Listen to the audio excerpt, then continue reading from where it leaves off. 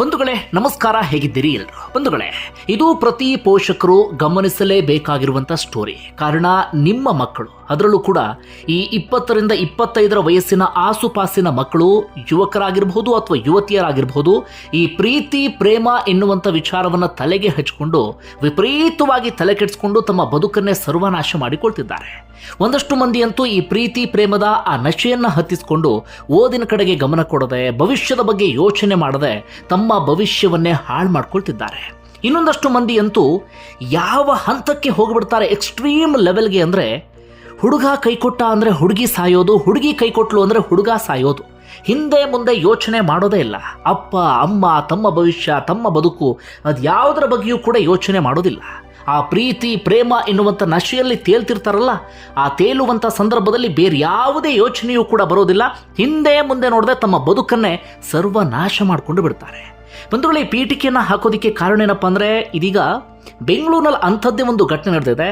ನೋಡ್ತಾ ಇದ್ರೆ ನಮ್ಮೆಲ್ಲರಿಗೂ ಕೂಡ ಬಹಳ ಬೇಸರ ಆಗುತ್ತೆ. ಆ ಯುವಕ, ಬಾಳಿ ಬದುಕಬೇಕಾಗಿದ್ದಂಥ ಯುವಕ ತನ್ನ ಬದುಕನ್ನೇ ಅಂತ್ಯಗೊಳಿಸ್ಕೊಂಡಿದ್ದಾನೆ ಅಥವಾ ದಾರುಣವಾಗಿ ಅಂತ್ಯ ಕಂಡಿದ್ದಾನೆ ಅಂದರೂ ತಪ್ಪಾಗ್ಲಿಕ್ಕಿಲ್ಲ. ಬಂಧುಗಳೇ, ಇದೊಂದು ಜಾಗೃತಿ ಮೂಡಿಸುವಂಥ ವಿಡಿಯೋ ಅಂತ ಭಾವಿಸಿ, ಇನ್ಯಾರದ್ದೋ ಮನೆಯ ಕತೆ ಅನ್ನೋದಕ್ಕಿಂತ ಜಾಗೃತಿ ಮೂಡಿಸುವಂಥ ವಿಡಿಯೋ ಅಂತ ಇದನ್ನು ನೋಡಿ. ಏನು ಅಂತ ಹೇಳ್ತು ಹೋಗ್ತೀನಿ, ಕೇಳಿ. ಬಂಧುಗಳೇ, ದಾವಣಗೆರೆ ಮೂಲದ ಚೇತನ್ ಎನ್ನುವಂಥ ಯುವಕ, 20ರಿಂದ 21 ವಯಸ್ಸಿನ ಆಸುಪಾಸು, ಬೆಂಗಳೂರಿನ ನಂದಿನಿ ಲೇಔಟ್ನಲ್ಲಿ ವಾಸವಿದ್ದಂಥ ಓರ್ವ ಯುವತಿಯನ್ನು ಪ್ರೀತಿಸ್ತಾ ಇರ್ತಾನೆ. ಇಬ್ಬರು ಕೂಡ PUCಯಲ್ಲಿ ಕ್ಲಾಸ್ಮೇಟ್ಸ್ ಆದಂಥ ಕಾರಣಕ್ಕಾಗಿ ಆರಂಭದಲ್ಲಿ ಸ್ನೇಹ ಆಗಿದೆ. ಆ ಸ್ನೇಹ ಹೋಗಿ ಪ್ರೀತಿಯ ರೂಪವನ್ನು ಪಡೆದುಕೊಂಡಿದೆ. ಹೆಚ್ಚು ಕಡಿಮೆ 2-3 ವರ್ಷಗಳಿಂದ ಇಬ್ಬರು ಕೂಡ ಒಬ್ಬರನ್ನೊಬ್ಬರು ಪರಸ್ಪರ ಹಚ್ಕೊಂಡಿದ್ರು. ವಿಪರೀತವಾಗಿ ಇಬ್ಬರು ಕೂಡ ಪ್ರೀತಿಸ್ತಾ ಇದ್ರು. ಆ ಪ್ರೀತಿಯಲ್ಲಿ ಎಲ್ಲ ಕಡೆಗಳಲ್ಲೂ ಕೂಡ ಕೈ ಹಿಡಿದು ಸುತ್ತಾಡಿದ್ದಾರೆ, ಕೈ ಹಿಡಿದು ಓಡಾಡಿದ್ದಾರೆ. ತಮ್ಮ ಬದುಕಿನ ಬಗ್ಗೆ ನೂರಾರು ಕನಸನ್ನು ಕಂಡಿದ್ದಾರೆ. ಜೀವನ ಪರ್ಯಂತ ಒಟ್ಟಿಗೆ ಇರ್ತೀವಿ ಎನ್ನುವ ರೀತಿಯಲ್ಲಿ ತಮ್ಮದೇ ಆದಂಥ ರೀತಿಯಲ್ಲಿ ಯೋಜನೆಯನ್ನು ಕೂಡ ರೂಪಿಸಿಕೊಂಡಿದ್ದಾರೆ. ಆದರೆ ಇತ್ತೀಚೆಗಷ್ಟೇ ಇವರಿಬ್ಬರ ಪ್ರೀತಿಯ ವಿಚಾರ ಯುವತಿಯ ಮನೆಗೆ ಗೊತ್ತಾಗಿದೆ. ಆದರೆ ಯುವತಿಯ ಮನೆಯವರು ಈ ಪ್ರೀತಿಗೆ ತೀವ್ರವಾದಂಥ ವಿರೋಧವನ್ನು ವ್ಯಕ್ತಪಡಿಸಿದ್ದಾರೆ. ಯಾಕಂದರೆ ಇಷ್ಟು ಚಿಕ್ಕ ವಯಸ್ಸಿಗೆ ಏನು ಪ್ರೀತಿ ಪ್ರೇಮ ಮದುವೆ, ಅದ್ಯಾವುದಕ್ಕೂ ಕೂಡ ನಾವು ಒಪ್ಪಿಗೆ ಕೊಡೋದಿಲ್ಲ ಅಂತ. ನಾನಿಲ್ಲಿ ಹೆಣ್ಣಿನ ಮನೆಯವರನ್ನು ಯಾವುದೇ ಕಾರಣಕ್ಕೂ ದೂಷಿಸೋದಿಕ್ಕಾಗಲಿ ಅಥವಾ ಅವ್ರು ಮಾಡಿದ ತಪ್ಪು ಅಂತ ಹೇಳೋದಕ್ಕೆ ಹೋಗೋದಿಲ್ಲ. ಪ್ರತಿ ಅಪ್ಪ ಅಮ್ಮ ಅಥವಾ ಓರ್ವ ಹೆಣ್ಣುಮಗಳನ್ನು ಸಾಕದಂಥವರಿಗೆ ತಮ್ಮದೇ ಆದಂಥ ಯೋಚನೆ, ತಮ್ಮದೇ ಆದಂಥ ಕಲ್ಪನೆ ಎಲ್ಲವೂ ಕೂಡ ಇರುತ್ತೆ. ಇಷ್ಟು ವರ್ಷ ಆ ಹೆಣ್ಣುಮಗಳನ್ನು ಸಾಕಿರ್ತಾರೆ, ಸಲಹಿರ್ತಾರೆ, ಓದಿಸಿರ್ತಾರೆ, ಎಲ್ಲವನ್ನೂ ಕೂಡ ಮಾಡಿರ್ತಾರೆ. ಆ ಹೆಣ್ಣುಮಗಳ ಭವಿಷ್ಯ ಹೀಗೇ ಇರಬೇಕು ಅಂತ ಅವರೆಲ್ಲರೂ ಕೂಡ ಕನಸ್ಕೊಂಡಿರ್ತಾರೆ. ಜೊತೆಗೆ ಆ ಹೆಣ್ಣುಮಗಳು ಯಾವ ಮನೆಗೆ ಹೋದರೆ ಚೆನ್ನಾಗಿರ್ತಾಳೆ ಅನ್ನೋದು ಅಪ್ಪ ಅಮ್ಮ ಅಥವಾ ಅವರ ಮನೆಯವರು ಬಿಟ್ಟರೆ ಇನ್ಯಾರಿಗೂ ಕೂಡ ಅಷ್ಟು ಚೆನ್ನಾಗಿ ಗೊತ್ತಿರೋದಿಲ್ಲ. ಆ ಹೆಣ್ಮಗಳು ಯಾವ ರೀತಿಯಾಗಿ ಬೆಳೆದಿದ್ದಾಳೆ, ಯಾವ ಮನೆಗೆ ಹೋದರೆ ಯಾವ ರೀತಿಯಾಗಿರ್ತಾಳೆ, ಅದರ ಬಗ್ಗೆ ಅವರಿಗೆ ಬಹಳ ಸ್ಪಷ್ಟವಾದಂಥ ಯೋಜನೆ ಎಲ್ಲವೂ ಕೂಡ ಇರುತ್ತೆ.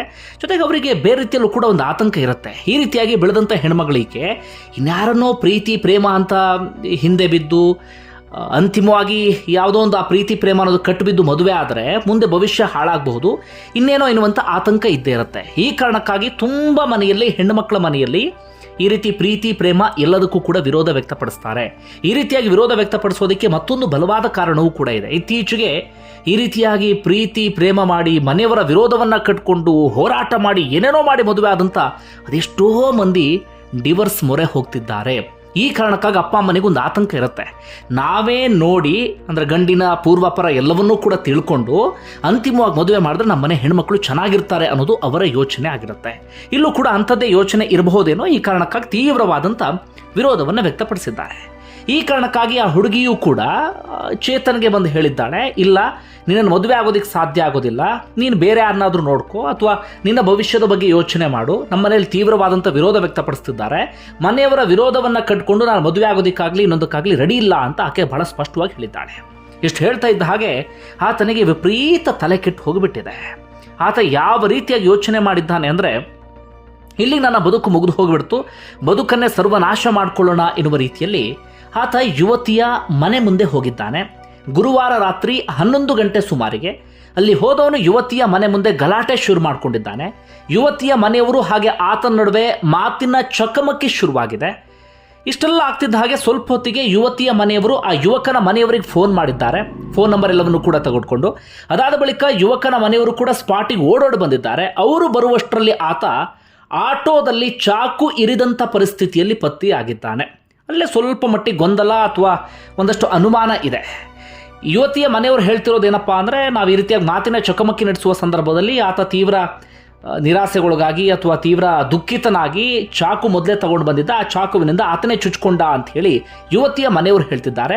ಆದರೆ ಯುವಕನ ಮನೆಯವರ ಆರೋಪ ಏನಪ್ಪ ಅಂದರೆ, ಯುವತಿಯ ಮನೆಯವರೇ ಏನೋ ಮಾಡಿದ್ದಾರೆ, ಅವರೇ ಸಿಟ್ಟಿನಿಂದಲೋ ಅಥವಾ ಇನ್ಯಾವುದೋ ಕಾರಣಕ್ಕಾಗಿ ಆತನಿಗೆ ಚಾಕು ಇರಿದಿದ್ದಾರೆ ಅನ್ನೋದು ಅವರ ಆರೋಪ.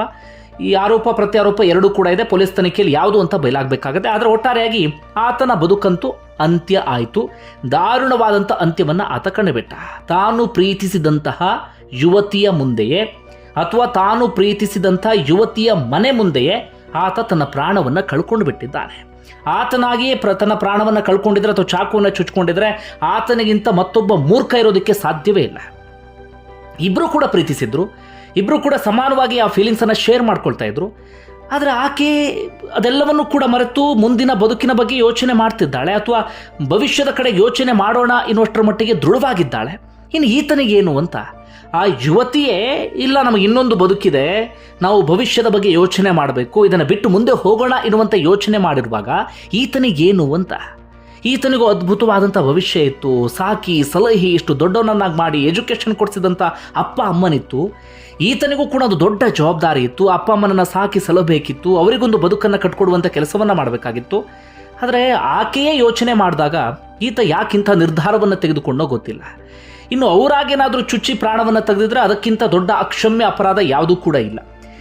ಪ್ರೀತಿಸಿದಾಗ ಪ್ರೀತಿ ಬ್ರೇಕಪ್ ಆಯಿತು, ಇನ್ನೊಂದಾಯಿತು ಎನ್ನುವ ಕಾರಣಕ್ಕಾಗಿ ಆತನಿಗೆ ನೋವಿದ್ದೇ ಇರುತ್ತೆ. ಆ ಕಾರಣಕ್ಕಾಗಿ ಮನೆ ಮುಂದೆ ಗಲಾಟೆ ಮಾಡಿರಬಹುದು. ಆ ಒಂದು ಕಾರಣಕ್ಕಾಗಿ ಅವರು ಪ್ರಾಣವನ್ನು ತೆಗೆಯುವಷ್ಟರ ಮಟ್ಟಿಗೆ ಯೋಚನೆ ಮಾಡ್ತಾರಂದ್ರೆ ಅದಕ್ಕಿಂತ ದೊಡ್ಡ ತಪ್ಪು ಯಾವುದೂ ಇಲ್ಲ. ಬಟ್ ಗೊತ್ತಿಲ್ಲ, ನಾವೀಗಲೇ ಅವರೇ ಪ್ರಾಣ ತೆಗೆದ್ರು, ಅವರೇ ಕೊಲೆಗಾರರು ಅಂತ ನಾವು ಪಟ್ಟವನ್ನು ಕಟ್ಟೋದಕ್ಕೆ ಸಾಧ್ಯ ಆಗೋದಿಲ್ಲ. ಸದ್ಯ ಪೊಲೀಸರು ಅನುಮಾನಾಸ್ಪದ ಸಾವು ಎನ್ನುವ ರೀತಿಯಲ್ಲಿ ಪ್ರಕರಣವನ್ನು ದಾಖಲಿಸಿಕೊಂಡಿದ್ದಾರೆ. ನೋಡೋಣ ಸದ್ಯದಲ್ಲೇ ಏನು ಎತ್ತ ಅನ್ನೋದು ಗೊತ್ತಾಗುತ್ತೆ. ಒಟ್ಟಾರೆಯಾಗಿ ಈ ಸ್ಟೋರಿಯನ್ನು ಯಾಕೆ ನಿಮ್ಮ ಮುಂದೆ ಇಟ್ಟೆ ಅಂದರೆ, ಇದು ಕೇವಲ ಈ ಚೇತನ್ ಒಬ್ಬನ ಕಥೆಯಲ್ಲ. ಇಂತಹ ಪ್ರಕರಣಗಳ ಸಂಖ್ಯೆ ಇತ್ತೀಚೆಗಂತೂ ದಿನೇ ದಿನೇ ಜಾಸ್ತಿ ಆಗ್ತಾ ಇದೆ. ಅದರಲ್ಲೂ ಕೂಡ ಈ 20-23 ವಯಸ್ಸಿನ ಆಸುಪಾಸಿನ ಈ ಯುವಕ ಯುವತಿಯರಿದ್ದಾರಲ್ಲ, ಅವರು ತೀರಾ ಇಂಥದ್ರ ಬಗ್ಗೆ ತಲೆ ಕೆಡಿಸ್ಕೊಳ್ತಾ ಇದ್ದಾರೆ. ಯಾಕಂದರೆ ತುಂಬ ಚಿಕ್ಕ ವಯಸ್ಸಿಗೆ ಫೋನು ಅಂಥದ್ದೆಲ್ಲವೂ ಕೂಡ ಸಿಕ್ಕಿಬಿಟ್ಟಿದೆ, ಅಥವಾ ಬೇರೆಯದ್ದೇ ಆದಂಥ ಪ್ರಪಂಚವನ್ನು ನೋಡೋದಕ್ಕೆ ಅವ್ರು ಶುರು ಮಾಡ್ಕೊಂಡು ಬಿಟ್ಟಿದ್ರು. ಹೀಗಾಗಿ ಸಣ್ಣ ಪುಟ್ಟದನ್ನು ಕೂಡ ಸಹಿಸಿಕೊಳ್ಳುವಂತಹ ಶಕ್ತಿ ಅವರಿಗಿಲ್ಲವೇ ಇಲ್ಲ. ಸಣ್ಣದಾದಂಥ ನೋವಾಯಿತು, ದುಃಖ ಆಯಿತು ಅಂದರೆ ತಮ್ಮ ಪ್ರಾಣವನ್ನೇ ಕಳ್ಕೊಳ್ಳೋಷ್ಟರ ಮಟ್ಟಿಗೆ ಅವ್ರು ಯೋಚನೆ ಮಾಡ್ತಾರೆ. ಈ ಕಾರಣಕ್ಕಾಗಿ ನಾನು ಆರಂಭದಲ್ಲಿ ಹೇಳಿದ್ದು ಪ್ರತಿ ಪೋಷಕರು ನೋಡಲೇಬೇಕಾಗಿರುವಂಥ ಸ್ಟೋರಿ ಅಂತ. ದಯವಿಟ್ಟು ನಿಮ್ಮ ಮಕ್ಕಳ ಬಗ್ಗೆ ಒಂದು ಸ್ವಲ್ಪ ಮಟ್ಟಿಗೆ ಗಮನ ಕೊಡಿ. ಒಂದು 25 ವರ್ಷ ದಾಟಿಸುವವರೆಗೆ, ಅದಾದ ಬಳಿಕ ಅವರಿಗೊಂದು ಪ್ರಬುದ್ಧತೆ, ಪ್ರೌಢಿಮೆ ಎಲ್ಲವೂ ಕೂಡ ಬರುತ್ತೆ. ಆದರೆ ಆ ಒಂದು ವಯಸ್ಸಿದೆಯಲ್ಲ, ಒಂದು 18ರಿಂದ 25 ಆಸುಪಾಸು ಅತ್ಯಂತ ಚಂಚಲವಾಗಿರುವಂಥ ವಯಸ್ಸು. ಆಗಲೇ ಇಂಥ ಎಡವಟ್ಟು ತಪ್ಪುಗಳಾಗೋದು. ಬಂಧುಗಳೇ, ನಿಮ್ಗೆ ಏನಿಸುತ್ತೆ ಕಮೆಂಟ್ ಬಾಕ್ಸಲ್ಲಿ ಮೆನ್ಷನ್ ಮಾಡಿ. ಧನ್ಯವಾದ ವಿಡಿಯೋ ನೋಡಿದ್ದಕ್ಕಾಗಿ.